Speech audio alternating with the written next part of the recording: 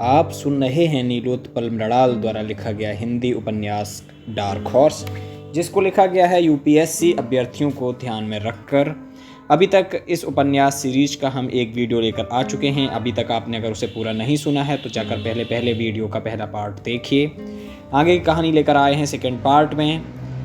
Channel को like नहीं किया है, सब्सक्राइब नहीं किया, शेयर नहीं किया तो चैनल को सब्सक्राइब कीजिए, वीडियो को लाइक कीजिए और शेयर कीजिए। चलिए शुरू करते हैं अगला पार्ट। इधर अच्छा गली नंबर 14 जा रहे हैं क्या राय साहब? मनोहर ने पूछा। हाँ वहीं जा रहे हैं राय साहब ने कहा। गली नंबर 14 का मकान नंबर 72/90 ग्राउंड फ्लोर। अचानक कमरे के दरवाजे पर दस्तक हुई। अरे आइए राय साहब, आप हैं? आओ भाई मनोहर, कैसे हो भाई? दरवाज़ा खोलते ही गुरुराज सिंह ने कहा। सब दुआ है गुरु भाई, आप कहिए क्या चल रहा है? मनोहर ने आगे बढ़ते हुए कहा। बस घड़ी और सांस, फिलहाल यही दोनों लगातार चल रही हैं, हंसते हुए गुरुराज सिंह ने कहा। और ओ राय साहब, आप सुनाइए, कहाँ के दौरे पर निकले हैं? गुरुराज ने पूछा। बस गुरु भाई आप ही के पास आए थे, ये अपने मित्र हैं संतोष जी, इनके लिए एक कमरा ढूंढ रहे थे, राय साहब ने कहा। अच्छा, मिल जाएगा कमरा, रुकिए पहले आप सब बैठिए, गुरुराज ने बेड पर से कंबल समेटते हुए कहा। संतोष के लिए गुरुराज का कमरा भी एक नया अनुभव था। उसने देखा 3 रैक पर खूब सारी किताबें ठूंस के रखी हुई थीं। एक बड़े टेबल पर लैंप रखा था, उस पर कुछ पत्रिकाएं और 2 कॉपी पड़ी थीं। टेबल के नीचे एक म्यूजिक सिस्टम जिसमें आबिदा परवीन की गज़ल धीमी आवाज़ में बज रही थी। एक कोने में छोटी चौकी पर देवताओं की तस्वीरें रखी हुई थीं। तकिए के पास सिगरेट का डिब्बा ऐसे रखा हुआ था जैसे दमे का मरीज हमेशा अपने सिरहाने सांस फूलने की टैबलेट रखता है। दीवार पर बस विश्व का एक नक्शा चिपका हुआ था। नीचे चटाई पर अल्वेयर कामू की द रिबेल के पन्ने उल्टे पड़े थे। तब हो राय साहब, कहिएगा क्या खाइएगा? फिर पीने का व्यवस्था करते हैं, गुरु ने किचन की तरफ जाते हुए कहा। अरे नहीं, कुछ नहीं गुरु भाई, पीने वीने का प्लीज ये सब छोड़िए, राय साहब ने थोड़ा लजाए अंदाज में कहा। काहे छोड़िए महाराज, काहे आप पीते नहीं हैं क्या? याद है ना, आप अनामिका पटेल को देख लिए थे आप सिनेमा हॉल में एक लौंडे का बाहाँ धर के बैठे, तो कैसे आके हमरे कमरे पर पेंट खोल कर घोलट के पिए थे, भुला गए का? गुरुराज ने प्लेट में नमकीन निकालते हुए कहा। अचानक गुरुराज की संतोष पर नजर पड़ी, फिर तुरंत बोला, ओ अच्छा, जूनियर के सामने संकोच कर रहे हैं? हाँ, अरे ये भी एडजस्ट हो जाएगा, जैसे मनोहर हो गया है कि नहीं मनोहर? कहते हुए गुरु और मनोहर ने ठाका लगाया। राय साहब ने लजाते हुए ही बात का रुख मोड़ते हुए कहा, ये किताब किसकी है गुरु भाई? क्या है इसमें? ये अल्बेयर कामू की है, द रिबेल। ये मार्क्सवाद की छाती पर बैठ के लिखा गया है, उसकी कायदे से ली गई है। आप रख दीजिए और नमकीन खाइए, आपके सिलेबस से बाहर है, और अभी तक एकदम मत छूइए, नए लोअरवा भी सरक जाएगा कमर से। कब है लोअर का मेंस आपका? गुरु ने बिस्किट का पैकेट राय साहब की तरफ बढ़ाते हुए कहा। गुरुराज सिंह झारखंड के संत कोलंबस कॉलेज का छात्र था। कुछ समय रांची में भी सिविल की तैयारी के लिए रहा। अपनी पहली मुख्य परीक्षा उसने वहीं रहते ही दी थी। 5 साल से दिल्ली में था। पिता सरकारी नौकरी में थे। गुरुराज अपने आप में कई विरोधाभासों का मिश्रण था। दुनिया दाएं चले तो वह बाएं चलता था। आईएएस की तैयारी के लिहाज से वह उतना पढ़ चुका था जितने की ज़रूरत नहीं थी। दुनिया को अपनी दृष्टि से देखता था और बिना हिचक अपनी बात कह भी देता था। कुछ लोग उसे अक्खड़ और दम्भी कहते थे, पर मूलतः वह साहसी था। मुखर्जी नगर के बौद्धिक वर्ग के लिए वह एक बिगड़ैल आदमी था। बौद्धिकता की गंभीरता और तार्किकता पर बड़ी निर्ममता से व्यंग करता था। बुद्धिजीवी वर्ग इस शब्द को एक गंभीर फूहड़पन कहता था। दारू और किताब उसके 2 प्रिय साथी थे। काम भर का धार्मिक भी था और ज्योतिष का इल्म भी पा रखा था उसने। अब तक आईएएस में असफल था। पिता दशरथ सिंह उसे अपने जीवन की सबसे बड़ी समस्या कहते थे, पर गुरुराज के लिए उसके पिता ही उसके जीवन के दर्शन के गुरु थे। गुरुराज ने अपने जीवन के कई साल झारखंड के आदिवासियों के बीच गुजारे थे। और उनके प्रति उसकी संवेदना कभी कभार उसके विचारों में छलक कर देखी जाती थी। कुछ लोगों का कहना था कि वह कभी नक्सली संपर्क में भी रहा था, यद्यपि उसके सर पर कुछ पुलिस केस भी थे, जिसे वह अपने छात्र जीवन के दौरान कई सामाजिक संगठनों से जुड़े होने के कारण राजनीतिक षड्यंत्र का नतीजा बताता था। कुल मिलाकर उसे देखकर कहा जा सकता था कि वह संभावनाओं से भरा एक निराश और बेचैन आदमी था। राय साहब गुरु के सामने हमेशा बचाव की मुद्रा में रहते थे। वे गुरु को रग रग से जानते थे। राय साहब की विद्वता और उनका आदर्श गुरु के सामने उस ढीले जांघिए की तरह था जो कभी भी गुरु के एक झटके से सरक सकता था। संतोष गुरु के सामने अपने पहले गुरु राय साहब की दशा देखकर हैरान था। अब उसे गुरु में महागुरु नजर आने लगा था। गुरु भैया जरा रुम्बा देखिए ना संतोष भाई के लिए, मनोहर ने पानी की बोतल खोलते हुए कहा। हाँ गुरु भाई, ये संतोष बिहार से या भागलपुर से तैयारी के लिए आए हैं, राय साहब ने संतोष पर प्रकाश डालते हुए गुरु को बताया। एक कमरा कल ही मेरे ऊपरी तल्ले पर खाली हुआ है, देख लीजिए, ठीक लगे तो ले लीजिए। 5500 रुपया का होगा, गुरुराज ने कहा। हाँ क्यों नहीं, चलिए देखते हैं। राय साहब कहते हुए कमरा देखने उठे। सब ऊपरी तल्ले पर पहुंच गए। कमरा खुला था, साफ सुथरा था। संतोष को कमरा, शांत वातावरण और नीचे रह रहा गुरु सब ठीक लगा। उसने हाँ कर दी। राय साहब को तो मानो अब जाकर चैन मिला। लैपटॉप और सीडी की गुदगुदी से भर उठे राय साहब। आज ही शिफ्ट हो लीजिए, चलिए आपका बैग ले आते हैं, राय साहब ने झट से कहा। गुरु ने मकान मालिक को फ़ोन लगाया और शाम तक शिफ्ट हो जाने की बात फाइनल कर ली। चलिए, रूम मिल गया, इसी बात पर एक शानदार पार्टी होनी चाहिए, संतोष भाई अपने कमरे पर, मनोहर ने चहकते हुए कहा। हाँ हाँ क्यों नहीं, संतोष ने कहा। अब संतोष वजीराबाद में स्थापित होने जा रहा था। अब उसे अपने सपनों को पूरा करना था। उसने सोच लिया था खूब पढ़ेगा, खूब मेहनत करेगा। अकेला कमरे पर रहना है सो कोई बाधा भी नहीं होगी। रूम पर शिफ्ट होने के बाद राय साहब ने उसे सुझाव देते हुए कहा था कि अभी पहले 6 महीने खुद से कमरे पर एनसीईआरटी की किताबें पढ़ ले, फिर कोई कोचिंग ज्वाइन करें। चलिए, आपको कुछ सामान भी तो लेना होगा, गुरुराज ने संतोष को कहा। हाँ, किचन का सामान, एक मेज, एक कुर्सी और बेड तो आज ही ले लीजिए। उसके बाद धीरे धीरे जो भी जरूरी सामान लेते रहिएगा, मनोहर ने एक कुशल गृहस्थ की भांति सुझाव देते हुए कहा। हाँ, इधर से ही इनका बैग भी उठा लाएंगे। ओके, बहुत धन्यवाद गुरु भाई, कमरा दिलवा दिए आप। ऊपर से आपका सानिध्य मिलेगा संतोष जी को, एकदम ठीक रहा ये, राय साहब बोले। थैंक यू गुरु भाई, संतोष ने भी कहा। सुनिए, गुरु को थैंक यू बोलने से काम नहीं चलता। गुरु को थैंक्स का मतलब होता है कुछ रंग बिरंगा पानी बरसना चाहिए, हंसते हुए मनोहर ने कहा। नहीं यार संतोष, तुम भाई जाओ, अपना सामान खरीदो, जल्दी एडजस्ट हो जाओ, ये मनोहर साला ऐसे ही मजाक कर रहा है, गुरु ने संतोष से कहा। पर संतोष भी हृदय से धन्यवाद देना चाहता था और मनोहर ने इशारों में वह तरीका बता दिया था। ठीक है, मेरी तरफ से प्लीज़ कमरे पर एक पार्टी रहेगा, शाम को जल्दी आ जाइएगा आप लोग, संतोष ने सबको आमंत्रित करते हुए कहा। ओहो, बहुत बढ़िया संतोष भाई, ओके चलिए अब कैंप चलते हैं, वही मिलेगा बेड, मेज और कुर्सी बढ़िया वाला, खुशी से भरे मनोहर ने कहा। गुरु से विदा लेकर तीनों अब किंग्सवे कैंप के मार्केट पहुंच चुके थे। ऑटो से उतरते ही राय साहब ने कहा, एक लिस्ट बना लीजिए सामान का।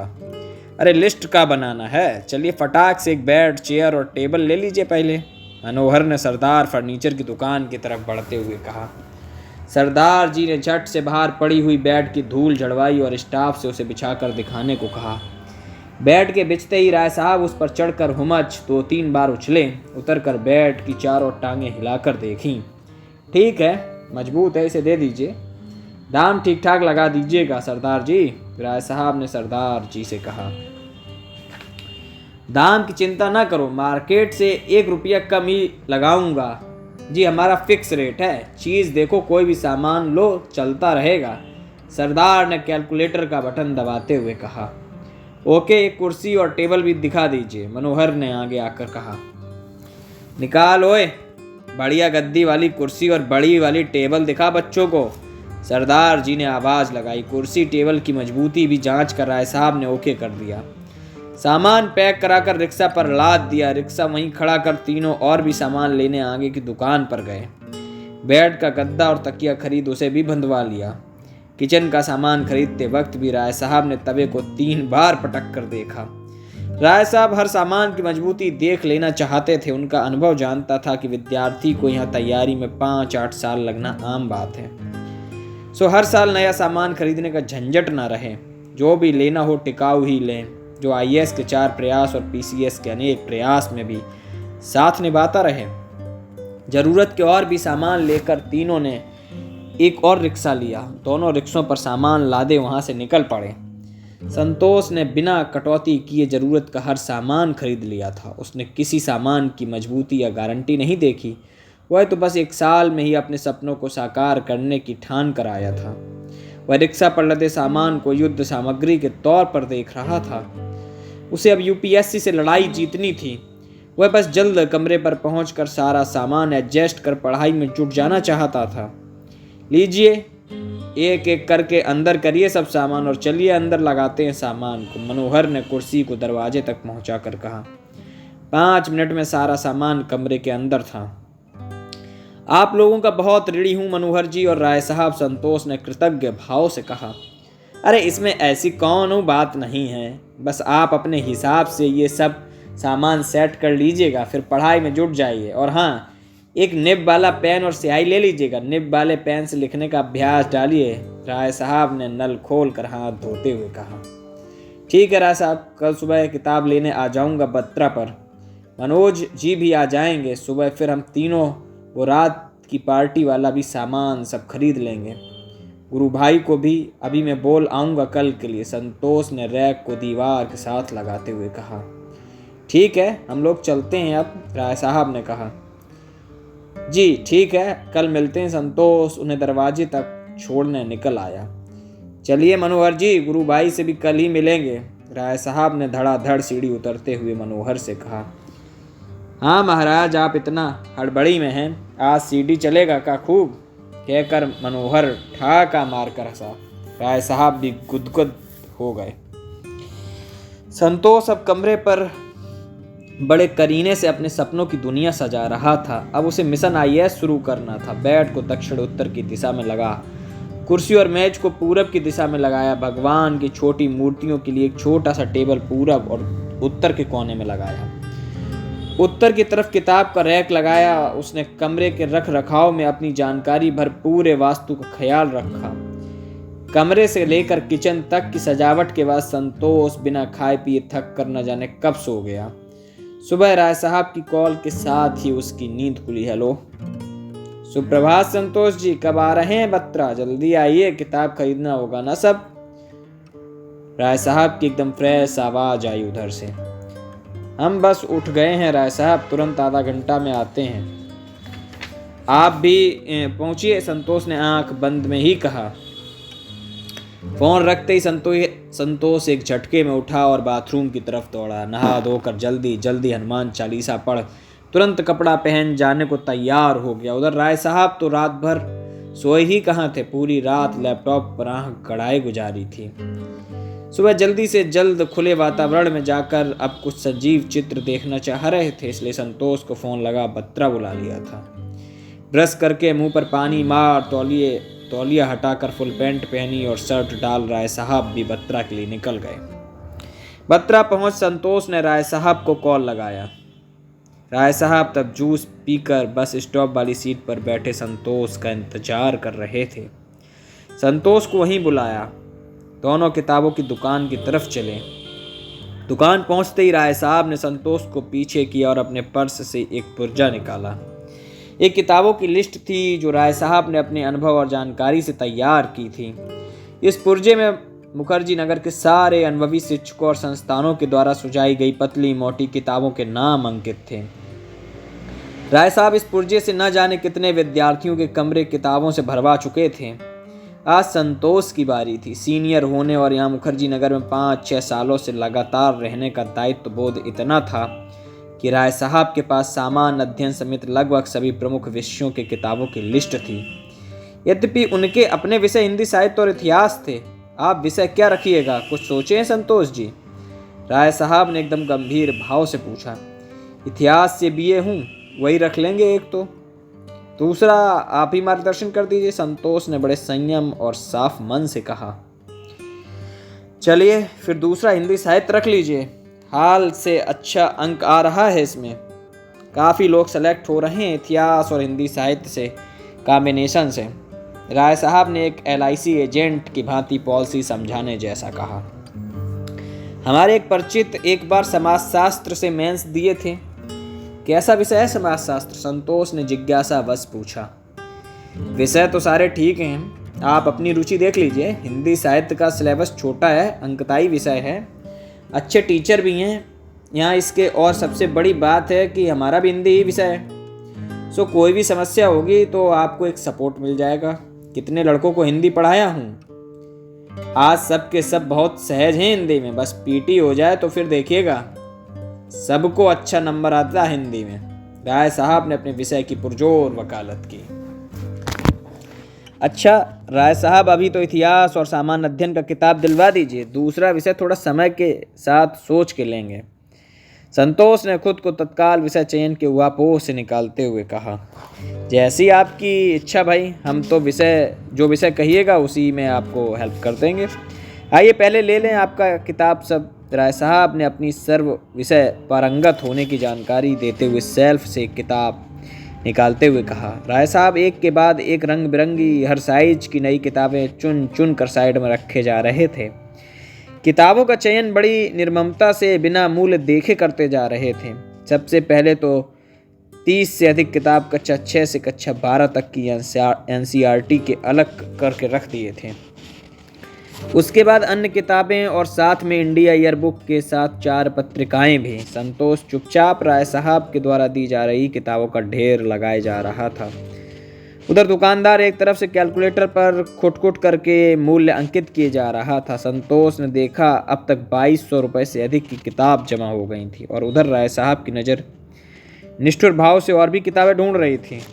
संतोष कुछ नानुकूर भी नहीं कर सकता था, जरा सी ना उस तैयारी के प्रति अगंभीर साबित कर सकती थी। किताबें खोजते खोजते जब राय साहब पसीने से तरबतर हो गए तब उन्होंने कहा, अब आज इतना ही रहने देते हैं, ठीक है, इसको पैक करवा दीजिए। संतोष ने एक लंबी सांस लेते हुए संतोष ने कहा। संतोष ने 500 के 6 नोट निकाल कर दुकानदार को दे दिए। कुल 2730 रुपये मात्र का बिल बना। सारी किताबों को एक बड़े कार्टन में पैक कर बांध दिया गया। संतोष को अब जाकर अचानक मनोहर का ख्याल आया। सोचा अगर थोड़ी देर पहले बुला लेता तो शायद एक कार्टन थोड़ा हल्का भी हो सकता था। उसने मनोहर को फ़ोन लगाया। मनोहर भी तैयार होकर बैठा था। ओहो, हमारे आने से पहले ही आप लोग बियर का कार्टन खरीद लिए क्या राय साहब? मनोहर ने आते ही कार्टन देख कर कहा। वाह मनोहर जी, जाकी रही भावना जैसी, प्रभु मूर्त देखी तिन तैसी, राय साहब ने बिना अवसर गवाए कहा। बियर नहीं, राय साहब की लिस्ट से किताब खरीदें, संतोष ने हंसी और दर्द के मिक्स भाव से कहा। मनोहर एक पल के लिए झेंपा, पर उसने तुरंत पलटवार करते हुए राय साहब की तरफ देखा। क्या बात है राय साहब, आंख बड़ा लाल लाल लग रहा है, रात भर जगे हैं का? मनोहर ने मुस्कुराते हुए कहा। हाँ, थोड़ा लेट सोए थे, राय साहब ने बिना कोई भाव चेहरे पर लाए हुए कहा। रात भर खूब पढ़े लगता है, मनोहर ने व्यंग में कहा। संतोष समझ चुका था कि अब बात CD और फिल्म पर जा सकती है और मामला फिर आदर्श और नैतिकता जैसे महान मुद्दों की तरफ मुड़ सकता है। राय साहब हाथ भी हो सकते हैं। आज शाम संतोष का कमरा लेकर सेट होने की पार्टी थी, सो वह इस उत्सव में कोई खटपट नहीं चाहता था। महराज, शाम के लिए क्या क्या लेना है, जल्दी बोलिए, संतोष ने बीच में टोकते हुए कहा। आप वेज हैं कि नॉन वेज हैं, ये बताइए, मनोहर ने संतोष से सवाल किया। हम तो शाकाहारी हैं मनोहर जी, संतोष ने कहा। चलिए फिर बस आधा किलो ही चिकन लेते हैं और आधा किलो पनीर ले लेते हैं, आपके और गुरु भाई के लिए, वो भी शाकाहारी हैं, मनोहर ने संतोष से कहा। हम भी चिकन कम ही खाएंगे भाई, राय साहब ने कहा। ठीक है, आप दारू पिएगा, बता दीजिए, उसी हिसाब से लेना होगा, आदर्श मत पे लिए, अभी रात को घट जाएगा तब मूड खराब हो जाएगा, पूरा बता देते। मनोहर ने पूरा चिढ़ते हुए कहा। आप अपने मन से ले लीजिए जितना लेना है, दारू सड़ता नहीं है, समझे आप? एक बोतल ज्यादा ही ले लीजिएगा। तो आप और गुरु भाई के रहते दारू बर्बाद नहीं हो जाएगा मनोहर जी, राय साहब ने एक सांस में कह दिया। राय साहब ने एकदम किसी मजे हुए वैश्विक नेता की भांति बिल्कुल कूटनीतिक भाषा में बोलते हुए अपनी स्वीकृति दे दी थी। वे भी नहीं चाहते थे कि रात को अगर पीने की जोरदार इच्छा हो गई तो दारू घट जाए। वैसे भी अब वे संतोष के सामने धीरे धीरे खुलने ही लगे थे। उन्हें यह भी लग रहा था कि मनोहर ने तो उनके कई कारनामों के बारे में बताया ही होगा संतोष को, और अब संतोष भी गुरु के ही फ्लैट में है, सो वहाँ भी कभी कभार चर्चा निकल ही पड़ेगी। इससे अच्छा है कि ज़्यादा आदर्श की जगह थोड़ा प्रासंगिकता दिखाकर अपना प्रभाव बनाए रखें। पनीर, चिकन, नमकीन, चिप्स आदि के साथ तेल, मसाला और सलाद के आइटम खरीद सारा सामान दे संतोष को ऑटो पर बिठा राय साहब ने विदा ले ली। अब शाम को आते हैं, चलें थोड़ा दिन में कुछ करंट के टॉपिक का नोट्स बनाना है। राय साहब के चलते चलते तैयारी बम पटक दिया। मनोहर जी कब आएंगे आप? संतोष ने पूछा। हम भी आते हैं शाम में, अभी तो आप बुलाए तो आ जाए। एक मित्र को समय दिए हैं, अभी मिलकर 5 बजे तक पहुंच जाएंगे। ये बियर वाला कार्टन और दारू वाला बोतल थोड़ा ठीक से ले जाइएगा, मनोहर ने ध्यान दिलाते हुए कहा। जाते जाते ऑटो वाले को 50 रुपए का नोट निकालकर मनोहर ने अपनी ओर से दे दिया। अरे ये क्या कर रहे हैं मनोहर भाई? संतोष ने हाथ पकड़ते हुए कहा। रहने दीजिए, कोई औपचारिकता थोड़ा ना है, आप इतना खर्च कर रहे हैं, कहाँ रोकें? अब चेंज था सो दे दिया, प्लीज। हाँ अच्छे से पकड़िएगा, कांच देखिएगा थोड़ा, मनोहर ने हाथ हिलाते हुए कहा। ऑटो चल दिया। संतोष पूर्णतः वैष्णव था, न कभी शराब पीती न मांस मछली छुआ था। अभी संतोष के अंदर का द्वंद्व देखने लायक था। मुंह उससे भी ज्यादा दर्शनीय था। किताबों के कॉटन को ऑटो में पीछे धकेल कर रख दिया था। बियर और दारू भरे कार्टन को गोद में लिए बैठा था कि कहीं कांच फूट ना जाए। दिल्ली आने का मूल उद्देश्य अनजाने में ही पीछे हो गया। दाहिने हाथ में पनीर, सलाद का सामान और तेल मसाला झुलाए हुए थे। बाएं में चिकन की काली पॉलीथिन। चिकन हाथ में लिए उसे ऐसा महसूस हो रहा था जैसे किसी की लाश के टुकड़े टुकड़े करके ले जा रहा हो। दोनों जांघों के बीच रखे बियर, दारू भरे कॉटन और हाथ में चिकन की पॉलीथिन उसके शरीर में अजीब सी सिहरन पैदा कर रहे थे। उसे अचानक 10 साल पहले का अपने नए बने घर का गृह प्रवेश याद आया। किस तरह भयंकर पूजा पाठ और मंत्रोच्चारण के बीच गौ माता के साथ प्रवेश किया था उसके माता पिता ने घर में। आज संतोष का दिल्ली में अपने कमरे में प्रवेश का ये दिन था। दारू, मुर्गा, बियर, यही सब सोचे जा रहा था संतोष। फिर संतोष मन ही मन अपने समर्थन में तर्क गढ़ने लगा। उसने खुद को समझाया कि वह दिल्ली है और हम सिविल की तैयारी करने वाले छात्र हैं। हमारा धर्म पढ़ना है, ना कि हिंदू या मुस्लिम या ईसाई।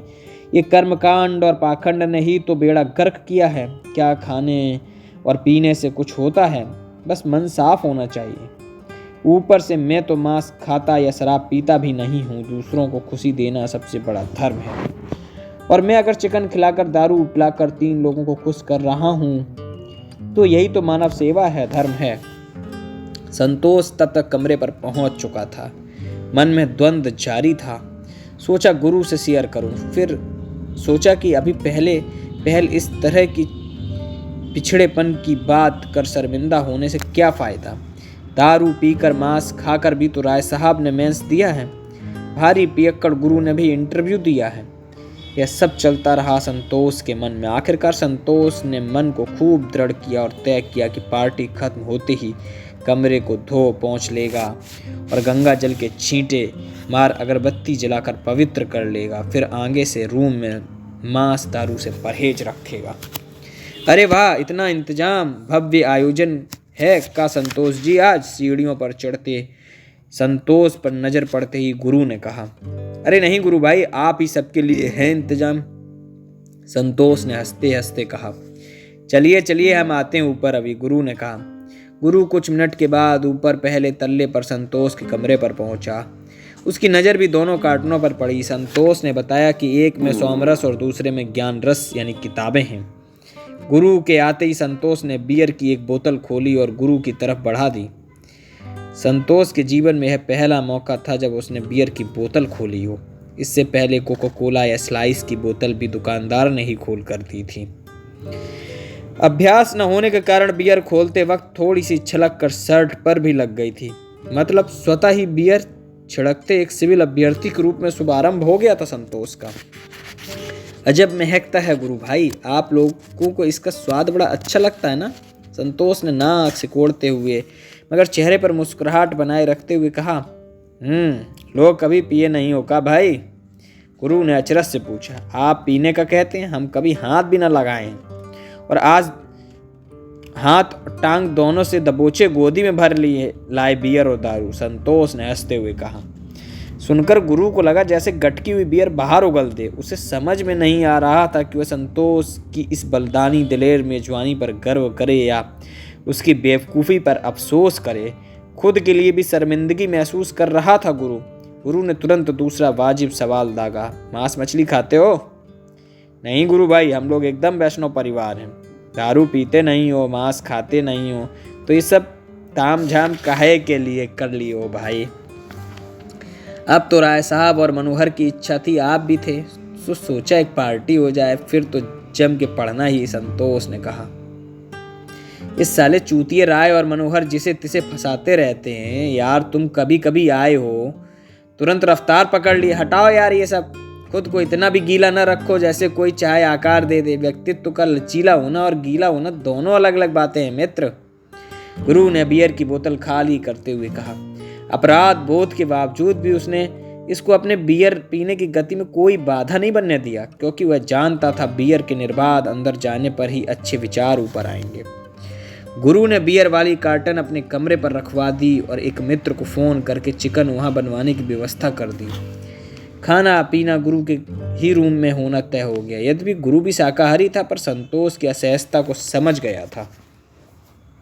शाम 5 बजते ही मनोहर और राय साहब पहुंच चुके थे। राय साहब के साथ उनका एक मित्र भरत कुमार भी लटक आया था। अक्सर मुखर्जी नगर में ऐसी पार्टियों में 2-4 लटकन का आना प्रत्याशित रहता था, जिसका अतिरिक्त इंतजाम हमेशा से मेजबान को रखना ही पड़ता था। हर मित्र के साथ एक सहज मित्र के आने जाने से ही परिचय का आदान प्रदान होता था और इस तरह एक सिविल प्रतियोगी का सामाजिक दायरा विस्तृत होता जाता था। हर तरह की अलग अलग विशेषताओं और भिन्न भिन्न विषयों के पारंगतों का आपस में मिलना तैयारी को और ठोस बना सकता था। इसी कारण यहाँ हर छात्र एक ग्रुप बनाने को प्रयत्नशील रहता था जो G8 या G20 से ज़्यादा कारगर हो। वे लोग अभी सीढ़ियों से ऊपर ही चढ़ रहे थे कि गुरु के कमरे से संतोष की आवाज आई। मनोहर ने लपक कर दरवाजा खोला तो देखा संतोष और गुरु दोनों वहीं थे। आइए नीचे ही आइए, संतोष जी यहीं हैं, मनोहर ने अंदर आते हुए राय साहब को आवाज लगाई। बियर का कार्टन यहाँ देखते ही मनोहर ने कहा, यहीं जमेगा का महफिल? हाँ यहीं जमा दो साले। मनोहर सब जानते थे कि ये लौंडा न चिकन खाता है न दारू पीता है, तो क्या जरूरत थी इस मुगलिया दावत की, गुरु ने चिड़चिड़ाते हुए कहा। राय साहब अंदर घुसते ही गुरु के तेवर देख अकबका गए और फोन निकाल उल्टे पांव बाहर आ गए। मनोहर गुरु की बातों और उसके मिजाज से भली भांति परिचित था और उसकी हर कड़वी मीठी बातों को सहज ही लेता था। मनोहर ने राय साहब को बाहर जाता देख हंसते हुए कहा, अब हमारी तो ले लिए, पर ई बुढ़वा को छोड़ दीजिएगा गुरु भाई, गलती हो गया। चलिए अब पिया जाए, मूड ना खराब करिए अपना भी और बेचारे संतोष जी का भी। अरे कहाँ गए हो बड़ऊ राय साहब, गुरु ने आवाज़ लगाई। हाँ आ गए। अरे वो घर से एक फ़ोन आ गया था, राय साहब ने अंदर आते हुए कहा। राय साहब के पीछे पीछे भरत भी अंदर आ गया। एक बात यह थी कि राय साहब ने सुबह जो पेटी देखी थी बियर की, उसकी बर्बादी ना हो इसके लिए भी उसका दायित्व था कि एक 12वां खिलाड़ी लेते चलें जिसे ज़रूरत पड़ने पर मैच में उतारा जा सके। भरत एकदम शांत स्वभाव का दिख रहा था, सबसे अपरिचित भी था, सो तत्काल शालीनता स्वाभाविक ही थी। राय साहब ने भरत का सबसे परिचय करवाया। राय साहब ने बताया कि भरत ने इसी बार छत्तीसगढ़ PCS उत्तर प्रदेश लोअर सब ऑर्डिनेट की मुख्य परीक्षा दी है। उसके विषय भी बताए और बिहार PCS की अच्छी तैयारी है इनकी, यह भी बताया। अच्छा, यहाँ मुखर्जी नगर में एक दूसरे का परिचय नाम और उसके गांव घर के नाम वाले पुराने ढर्रे पर नहीं कराया जाता था। यहाँ किसी का परिचय बिल्कुल यही विकसित मौलिक पैटर्न के आधार पर कराया जाता था, जिसमें विद्यार्थी का विषय और उसने कई बार कहाँ कहाँ मेंस दिया है यह बताया जाता था। यहाँ एक ही परिचय सूत्र था, पीटी मेंस ही मेरा परिचय है। थोड़ी देर के लिए सब भरत को देखने लगे, फिर वापस सब लग गए खाने पीने में। तब तक चिकन भी बनकर आ चुका था। म्यूजिक सिस्टम पर नुसरत फतेह अली खान का गाना ये जो हल्का हल्का सुरूर है बज रहा था। जिसने जितने अधिक मेंस लिखे हों वह महफिल का सबसे खास व्यक्ति होता था। जिसने इंटरव्यू दे दिया हो वह अति विशिष्ट की श्रेणी में आता था।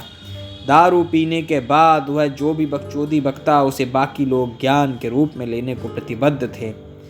ऐसा प्रतियोगी कुछ भी बोल सकता था और उसकी थर्ड क्लास टाइप कई बातों में भी एक सार्थक मैसेज खोजना मेंस दिए प्रतियोगी का काम था, और पीटी फेल प्रतियोगी का काम केवल टुकुर टुकुर देखना और ज्ञान की बातें सुनना होता था। किचन से सब्जी की कढ़ाई लाना, रोटी खरीद कर लाना, बिस्लरी की बोतल लाना, बर्फ जुगाड़ करना, ये सब पीटी फेल विद्यार्थी का दायित्व होता था। बदले में उसे मेंस इंटरव्यू दिए विद्वानों का सानिध्य प्राप्त होता था। वह इसी सत्संग का लाभ प्राप्त कर खुद को पुनः अगली परीक्षा के लिए तैयार करता था। मनोहर ने चिकन की थाली भरत की तरफ बढ़ाई और एक बियर की बोतल भी सरका दी। भरत ने बियर की जगह साथ ही रखे मैजिक मोमेंट को वरीयता दी और एक पैग उसी का बनाया। बॉस, ये कम तो नहीं पड़ जाएगा और मंगा लिया जाए का? भरत के बोतल खोलने के साथ ही उसकी शालीनता का ढक्कन एकदम से उछलकर कमरे के किसी कोने में जा घुसा। लोग धीरे धीरे खुलते हैं, पर यहाँ समय कम था, सो भरत एक झटके में खुल गया। राय साहब ने तत्काल हस्तक्षेप करते हुए कहा, नहीं नहीं, हो जाएगा भरत जी, रहने दीजिए, काफी है। भरत एक्सपर्ट की भांति लगातार पैक बनाकर सर्व कर रहा था। अब बियर को साइड में हटाकर रख दिया गया था। फिर सबने संतोष की तरफ देखते हुए उसके कमरे का जयकारा लगाते हुए चीयर्स किया। संतोष ने भी दूर से ही अपनी कोको कोला का ग्लास हटा लिया और उनका साथ निभाने लगा। खुल के एंजॉय करने के बाद पढ़ाई का मजा ही कुछ और है। पढ़ने में दोगुना एनर्जी आ जाता है। भरत ने पीने के वैज्ञानिक पक्ष पर प्रकाश डालते हुए कहा, हाँ, मेंटल स्ट्रेस कम होता है, हम इसलिए कभी कभार ले लेते हैं। मनोहर ने पक्ष मजबूत करते हुए कहा, देखिए, पीना बुरा थोड़ा है। कुछ लोग कहते हैं ये चरित्र का मामला है, पर ऐसा नहीं है। आप पूजा करके उठें और किसी का बलात्कार कर दीजिए तो वो बुरा है, कि कोई दारू पी के उठे और किसी को बलात्कार से बचा ले, ये बुरा है, बताइए।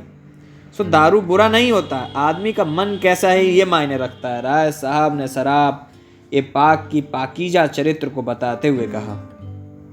राय साहब यहीं नहीं रुके, मुझे देखिए, ओके जनरली पीता हूँ, पर आज तक पीने के बाद कुछ भी अनैतिक न किया न बोला। आत्म नियंत्रण होना चाहिए, फिर आप चाहे कुछ भी पीजिए। दारू चरित्र नहीं खराब करता है, आदमी खुद अच्छा या खराब होता है। राय साहब ने दारू को लगभग निर्दोष साबित करते हुए कहा। एक जीते हुए वकील की तरह गिलास गटकते हुए कहा। आत्मनियंत्रण के महत्व को रेखांकित करते हुए उन्होंने दारू के अलावा सिगरेट वगैरह के लिए भी माहौल तैयार कर लिया था। हाँ भोसड़ी के राय, दारू चरित्र नहीं, किडनी खराब करता है, हल्के पीजिए। आप एक पैक पीते ही चूतड़ पर हाथ रख के घुलट जाते हैं, यहाँ ज्ञान पेल रहे हैं, गुरु ने बड़ी निर्ममता से कहा। सबने ठाका लगाया। संतोष ने भी ठाका टाइप लगाया। उसके अंदर की खलबली शांत भी थी और नहीं भी। वह जो देख रहा था उसे यहाँ की जरूरत समझ रहा था, पर वह जो सोच रहा था वह उसकी जरूरत थी। उसे रह रह कर बीच में एक आध बार घर याद आया, फिर मस्ती और ठाकों के बीच यादें धुंधली पड़ती गईं। संतोष ने पहली बार सुरा में ज्ञान को इस कदर डूबे देखा था। शराब की पाकसाई पर इतनी सार्थक चर्चा सुनने का पहला मौका था उसके लिए। उसका मन कर रहा था हाथ में चुल्लू भर शराब ले और आचमन कर ले। आज तक वह दारू को आवारों और रयासों का तामसी पेय समझता था, पर अब उसकी आंखें खुल गई थी। शराब अच्छी या बुरी नहीं होती, आदमी अच्छा या बुरा होता है। यह दिव्य ज्ञान उसे अभी मिला था।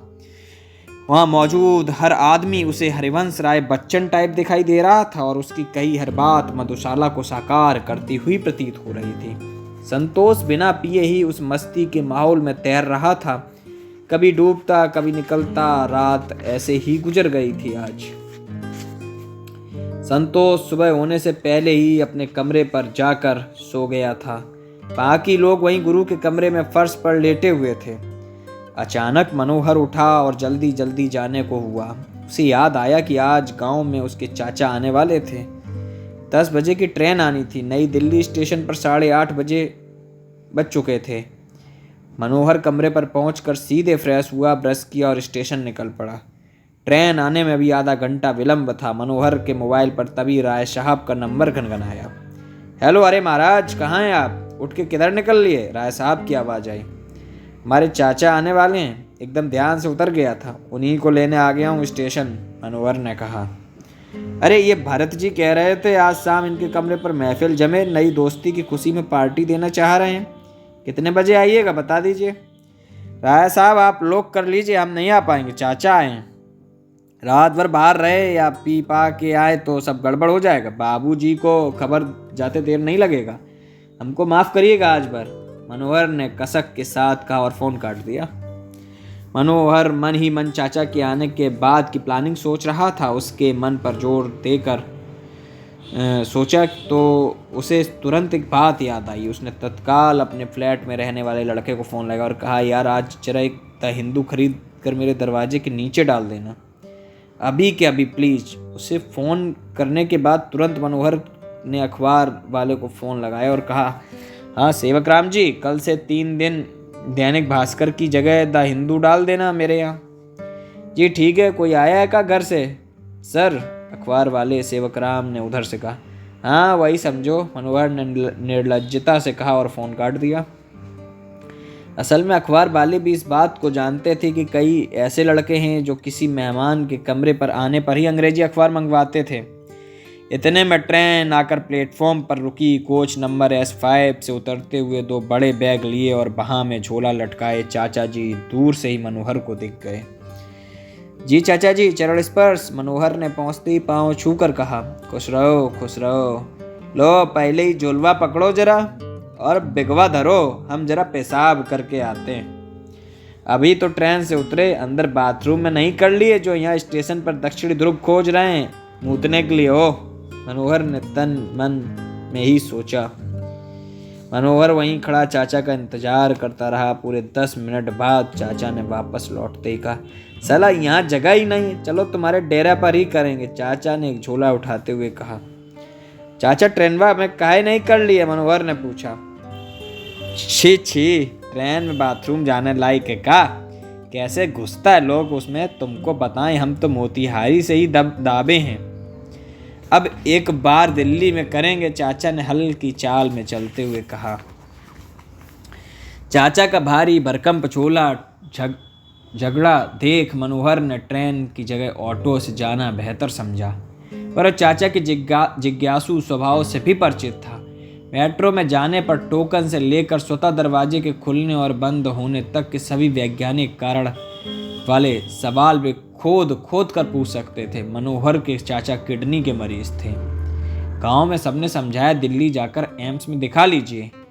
जब वहां जाकर मनोहर का डेरा है तो रहने लायक का कोई दिक्कत ही नहीं होगा। वहाँ दिल्ली में रहने वाले छात्रों के साथ एक सामान्य समस्या था कि साल भर कोई ना कोई परिचित इलाज कराने दिल्ली आता रहता था। इसका मूल कारण अच्छे चिकित्सक से दिखवाने से ज़्यादा इस बात की निश्चिंतता होती थी कि हमारा पहचान वाला एक लड़का दिल्ली में रहता है, रहने खाने की चिंता नहीं है। एक बात और थी, इलाज कराने आए व्यक्ति को फोकट में एक स्मार्ट और पढ़ा लिखा गाइड और हेल्पर मिल जाता था जो IAS की तैयारी करता है। मनोहर भी चाचा के आने का प्रयोजन जान ही रहा था। सोच रहा था कि सुबह तड़के उठकर एम्स निकलना होगा, लाइन में हामी को लगना होगा। चचुआ को खाली किडनी दिखवाने पहुंचा दिए हैं, बाकी तो सारा समस्या हमारे ही कमरे में है। तब कैसा चल रहा है तुम्हारा तैयारी मनोहर? चाचा ने ऑटो चलते ही पूछा। ठीक है चाचा, बस देखिए इस बार हो जाना चाहिए, मनोहर ने कहा। रास्ते में कोई भी इमारत देखते ही चाचा उसकी स्थापना का दिवस पूछते, कोई चौराहा मिलते ही जाती हुई सड़क दिखाकर पूछते कि सड़क किधर जाएगा। मुखर्जी नगर पहुंचते पहुंचते लगभग 150 प्रश्न पूछे थे चाचा ने। मनोहर ऑटो से उतरा तो लगा जैसे परीक्षा हॉल से PT देकर निकला हो। कमरे पर पहुंच ऑटो वाले को चाचा ने पैसे दिए तब तक मनोहर बैग और झोला लिए ऊपर सीढ़ी पर चढ़ने लगा, पीछे पीछे उसके चाचा भी। कितना का डेरा है ये? कमरे में घुसते ही पहला सवाल दागा चाचा ने। 5,500 का है, बिजली पानी प्लस है, मनोहर ने बैग रखते हुए कहा। बाप रे, इतना जी? साला सोना के भाव डेरा मिलता है यहाँ, चाचा ने लगभग चीखते जैसे कहा। और नए का कितना संघर्ष कर रहे हैं हम यहाँ महंगाई में, हम ही जानते हैं चाचा। सबको लगता होगा दिल्ली में फुटानी कर रहा है बाप के पैसा पर। मनोहर ने अपने मर्म स्पर्शी धारावाहिक का पहला एपिसोड सुनाते हुए कहा। अरे बथरुम्बा कहने है तुम्हारा? चाचा को अपना दबा दर्द याद आया। यहीं तो है, उधर कर लीजिए बाहर निकलकर। मनोहर ने रूम के बाहर गली में इशारा करते हुए दिखाया। चाचा बाथरूम होकर आए।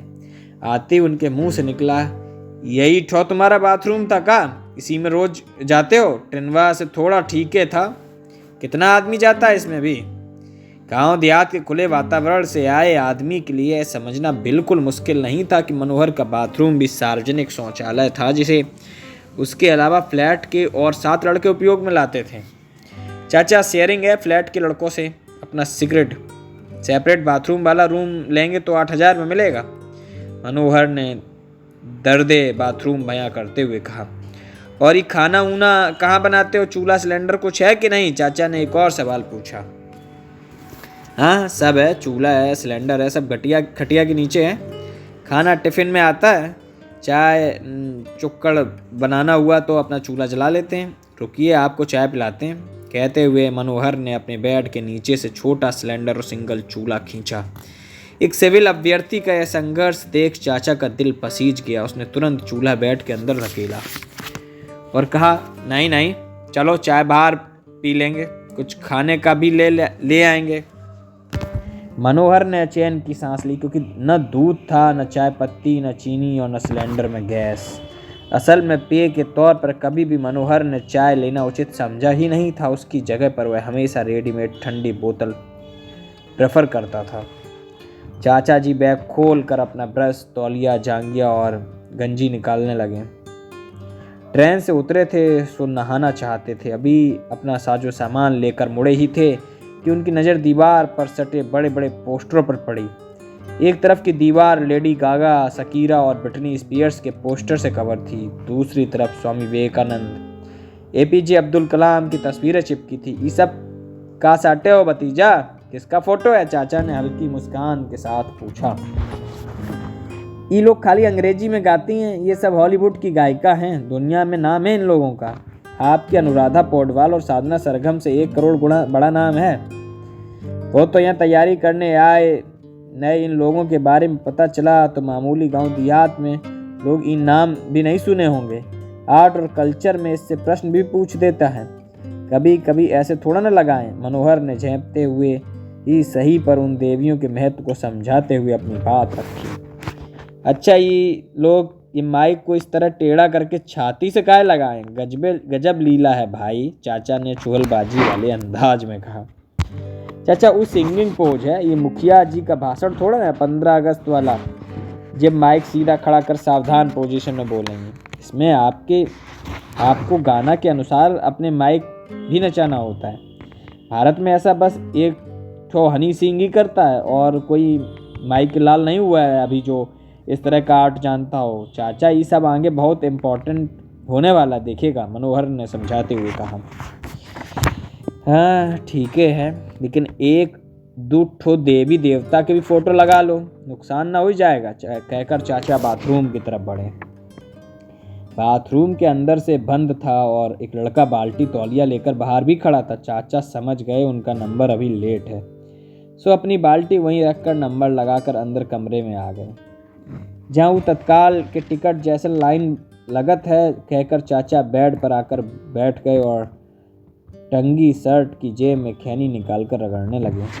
अच्छा 10 मिनट में हो जाएगा चाचा, तब तक पेपर पढ़ लीजिए, आज गलती से हिंदी वाला अखबार भी दे दिया है, बढ़िया रहा, मनोहर ने पेपर बढ़ाते हुए कहा। चाचा को पेपर दे खुद द हिंदू लेकर कुर्सी पर बैठ गया। मोबाइल में हल्की आवाज़ में अंग्रेजी गाना लगा दिया। मनोहर ने एक कालम एक कलम उठा पेपर को अंडरलाइन करना शुरू किया।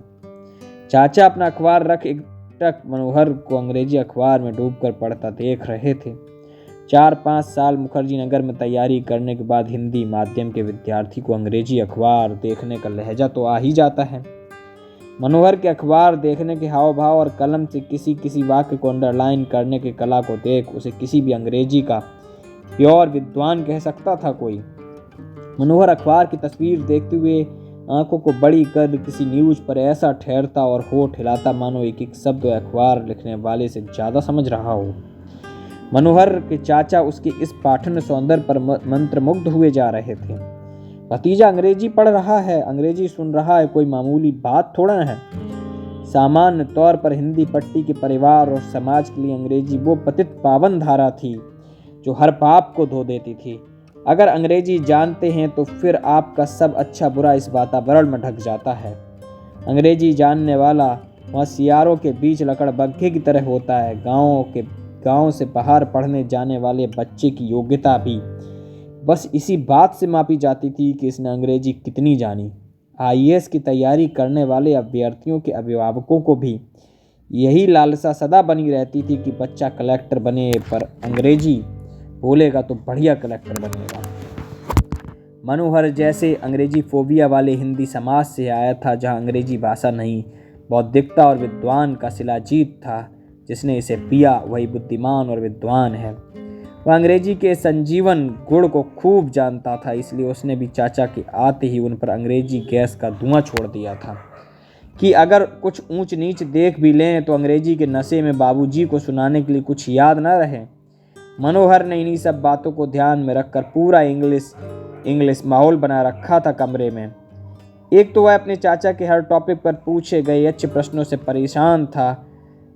वह सोच रहा था कि काश इनकी किडनी की जगह इनका हार्ट खराब होता और सौभाग्य से फेल हो जाता तो कम से कम प्रश्नों के अतिरिक्त सिलेक्शन और सिलेबस से मुक्ति तो मिलती। हालांकि इसका अंग्रेजी बम काम कर गया था। अभी तक सवाल पर सवाल दागने वाले चाचा अब इंग्लिशिया माहौल में चुपचाप खटिया पर बैग की तरह बैठ गए थे। वे लगातार बस मनोहर को निहारे जा रहे थे। वे नहाना भूल गए थे। मनोहर को चाचा की मना स्थिति का पूरा भान था। वह अब खेल पृष्ठ का पन्ना देख रहा था। आखिरी पन्ना बदलने के बाद अखबार को मेज पर रखा और चाचा की ओर पलटते हुए कहा, चलिए चाचा, बाथरूम खाली हो गया है, आप नहा लीजिए। हाँ भाई चलो। अच्छा, इंग्लिश तुम्हारा बढ़िया हो गया है। हाँ, यहाँ का पढ़ाई लिखाई में तो होना ही है। मनोहर अब समझ चुका था कि उसका इंग्लिश इंद्रजाल कायम हो चुका है। अब चाचा थोड़े शांत रहेंगे। चाचा नहाकर आए और अब बाहर घूमने की इच्छा व्यक्त की। मनोहर जानता था कि अभी 3 दिन उसे चैन नहीं मिलने वाला। उसने विस्तार से बताया कि दिन भर में उसे 3 क्लास के अलावा एक टेस्ट की स्पेशल क्लास भी लेनी पड़ती है, लेकिन वे चिंता न करें, वह उनके लिए सारी कक्षाएं छोड़ देगा। वह अपना कीमती समय तत्काल चाचा के लिए देगा। इस तरह उसने एक भारी भरकम नैतिक बोझा चाचा के माथे पर रख दिया। ऐसा है मनोहर बाबू, तुम अपना समय खराब न करो। कल एम्स जाना है भोरे भोरे। आज तुम अपना क्लास कर लो, हम यहीं रहते हैं रूम पर। अपना पढ़ाई मत बर्बाद करो, चाचा ने बाल झाड़ते हुए कहा। मनोहर का हर दांव सही बैठ रहा था। मनोहर ने तुरंत टिफिन वाले को फ़ोन कर एक एक्स्ट्रा टिफिन लाने को कहा और एक कॉपी 2 किताब हाथ में ली चाचा के पांव छू क्लास को निकल गया, जो उसे दिन भर किसी मित्र के कमरे पर करनी थी। जाते जाते उसने चाचा को ताला चाबी देते हुए समझा भी दिया कि अगर थोड़ा घूमने फिरने का मन करे तो ताला लगा सड़क पर घूम आए। उसे आने में रात के 8 बज जाएंगे। आज के वीडियो में बस इतना ही। आगे की कहानी पार्ट 3 में जल्द मुलाकात होगी। अगर आपको वीडियो पसंद आया है तो वीडियो को लाइक करें, शेयर करें और चैनल को सब्सक्राइब करें। धन्यवाद।